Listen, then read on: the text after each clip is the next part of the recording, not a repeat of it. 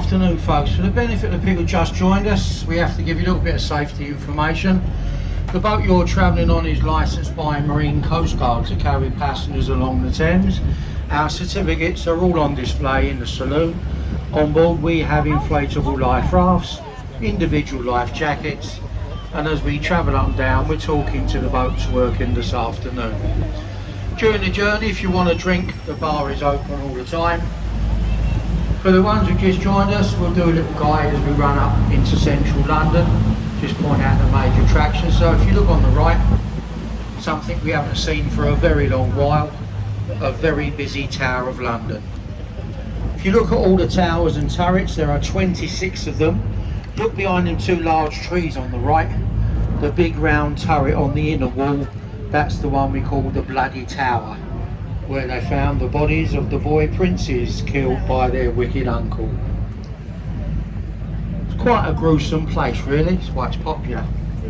So on the left hand side, just behind where all those people are, if you look through the trees you'll see some red lights. Well, that's a brand new theatre they built underneath a block of apartments. Only opened, well it's funny, it opened up in time for COVID, so it hasn't been used very much. Now the building on the left looks like a Power Rangers crash helmet. That's actually empty. That was the headquarters for the Mayor of London, but he's now moved out because we can't afford the rent. These three buildings on the right, they're all identical.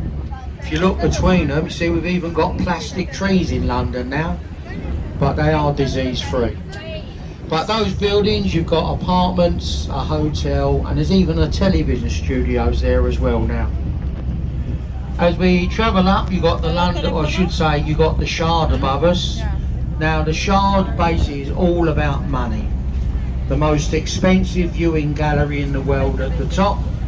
Underneath the gallery, where you see the people, you'll see the private apartments.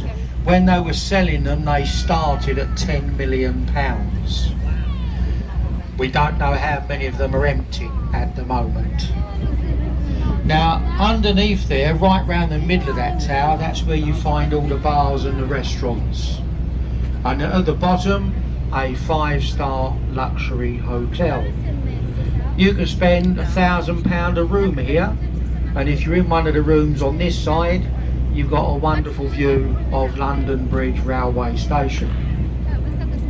Hms Belfast, well she's been in the river for 50 years as a museum. She has 9 decks to explore, and she was on the convoys to Russia, the Normandy landings and the Korean War. Look under the glass canopy over there on the left. That used to be an open dock where the Cutty Sark used to sail into before we had Tower Bridge, of course. But everything on the left now is all to do with the Quatter royal family. Used to be called Hayes Wharves, the old derelict warehouses. Now it's all to do with money. So here to our right, the very elegant building, the white one we're passing, this is Custom House, the main customs office of this country. And this lovely little yellow building, you've got Goldfish Weather Vane on the roof. Well, Billingsgate Fish Market was the oldest fish market in England, and every morning we used to sell 400 tonne of fresh fish in that building. The blue glass monster right next door, well that's one of the many private banks we have in London, where you used to be able to hide your money, but not anymore. Now look between the, we actually see on the river there, see all these big orange fenders. Well, they're normally moved over to the Belfast when the cruise liners start coming back to London. We had one this week, first one in 2 years we've had. Now look between these buildings on the right and you'll see the Church of St Magnus.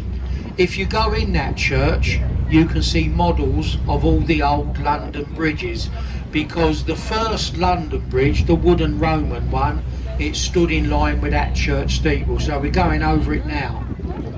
The last bridge here, well the one before this that we sold, we built this one over the top and took the old one away at the same time.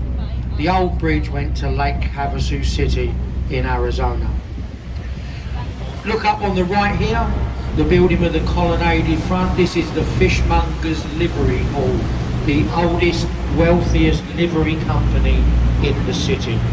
Livery companies are just like old-fashioned trade unions. But over there on the left, between the buildings, Southwark Cathedral, second oldest place of worship in London. This is where John Harvard was baptised, one of the men who founded Harvard University. His father, a local tradesman. All around the base of that cathedral, you'll find Borough Market. That's a place for adults. Some good bars.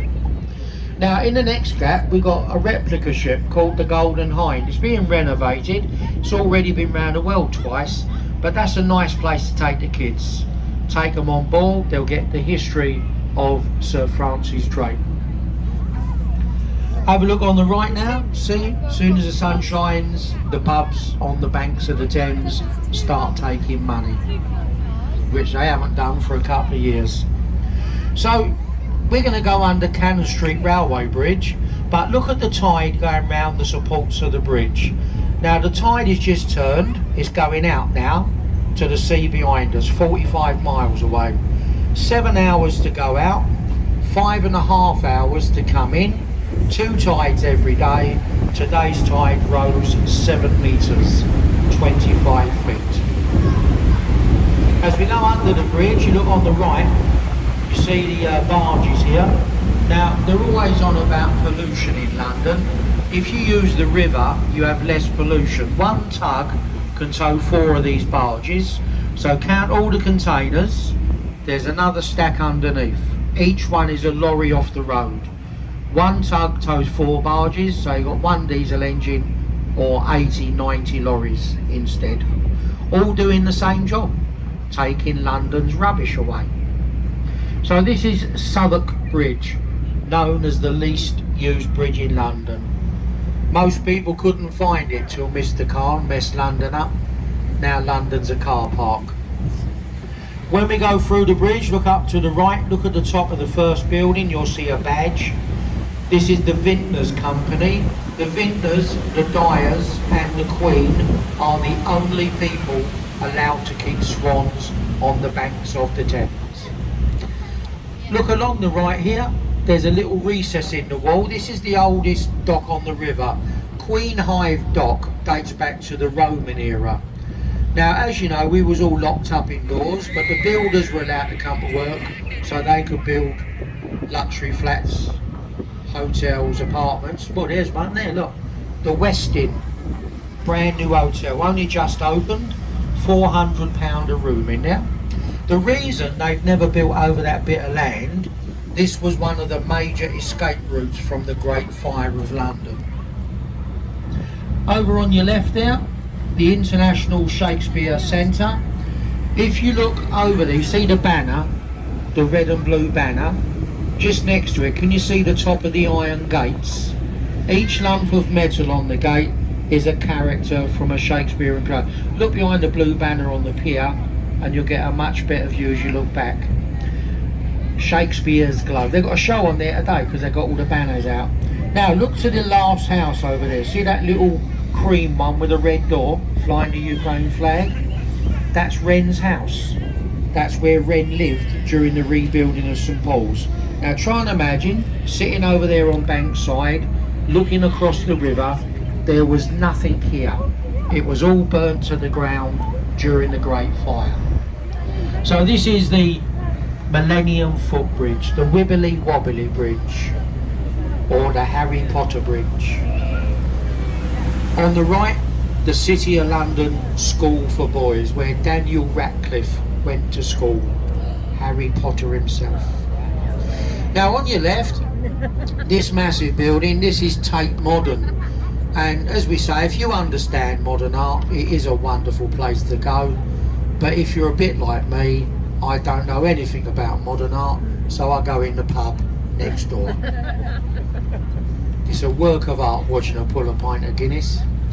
Now if you look on the left, this is South London. The south side of the river was always more industry. There is no industry in London anymore. It's all been driven away because of land prices. So everything you look at over there now It's just luxury apartments. The word luxury on this river just means very expensive. So talking about that, look in the left corner of the bridge, look up there at the blue tower, the pregnant lady we called it. An apartment in there now starts at £2 million. The penthouse on the top, they sold it for 32 million. The man who owns it is not allowed to live there at the moment. So this is Blackfriars Railway Bridge. You see the last Tom Cruise film where he chased a man across the bridge, the old solar panel bridge? This is it. Now the second bridge, the little red columns either side, is all that remains of the first railway bridge designed by Brunel. The last bridge, Blackfriars Road, you see it's under renovation now, look on the right. That's how it's going to look for 4 years. It's going to take to totally renovate this bridge. As we go under this bridge, look up to the right, the lovely curved building on the corner, once the headquarters of a company called Unilever. Now they've moved out as well. The building next door with a green roof, the original City of London School. Winston Churchill, Clement Attlee and Lloyd George were the past pupils of that school. Now it's the headquarters of JP Morgan. Now the little red building next door, well, that's Zion College. That's where we kept the copies of Bibles printed in English. You must remember this area on the right was all to do with printing, where we printed all the newspapers that went round the world. Look above the rooftop on the right, the last red building. Can you see the little turret? There's a boy balancing on one leg. Mercury, the messenger of the gods, looking for Rupert Murdoch, the man who destroyed the newspaper industry in England.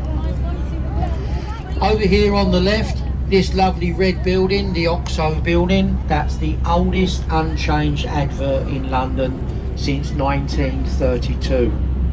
Now the top floor is a restaurant, the middle is apartments and shops at the bottom. The building itself belongs to Prince Charles.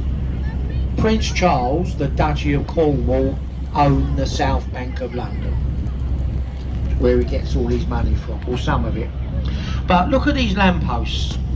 The original Victorian lampposts are now selling at over £12,000 each.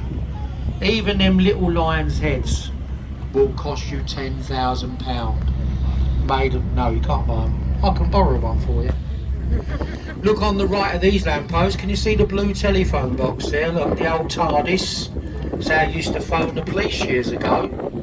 And can you see the red telephone box? Look, not many of them in London now. That was sold just after Christmas. It's now a 2-bedroom apartment. Under the trees on the right, the silver dragons. That tells you you are leaving the city.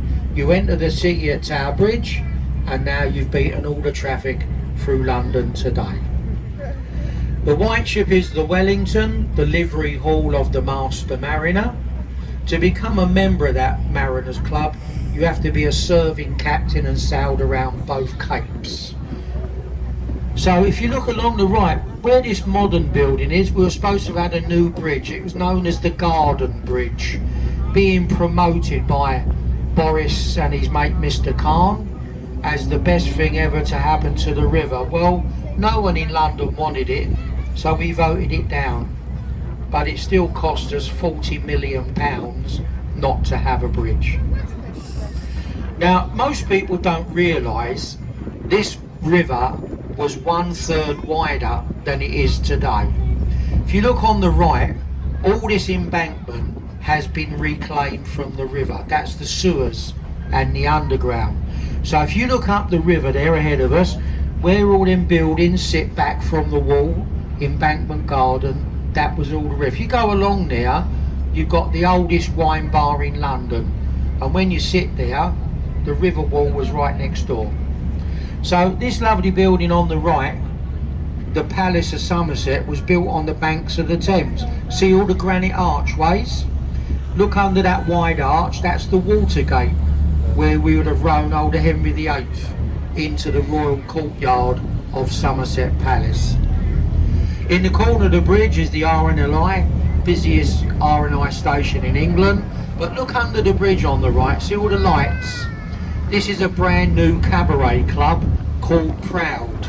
It only opened this year, but it's going back to the days when you went out on a Saturday, you went out, had a meal, a drink and a show all in the same place. I've heard people say it's very, very good there. Now up on the right, the building with the green roof, the back door to the world's famous Savoy Hotel. And the building along there with the largest clock face in London, this is the old Shell building. Shell, like lots of the big companies, they've moved out of central London. Now, we've got a landmark on the right there, Cleopatra's Needle. If you look at the base of the needle, you'll see the Sphinx, and they're the wrong way round. They should be facing outwards to protect and not inwards to obey. Over there on your left, this is all the South Bank Centre, and the South Bank Centre is all to do with entertainment. Behind Festival Hall, starting tomorrow, you'll have one of the biggest food and drink festivals in London for the weekend. Festival Hall was built for the Festival of Great Britain of 1951. Now in front of us we got three bridges. The green one is Charing Cross Railway Bridge, the white one's the Golden Jubilee Walkways, but there is another bridge hiding. Look under the right arch of the bridge, see the red buttress? Look over in the river to the left, there's its twin. These were the supports of the first suspension bridge built over the river by Isambard, Kingdom of Brunel. Going through the bridge, if you look on the left, we got South Bank Gardens.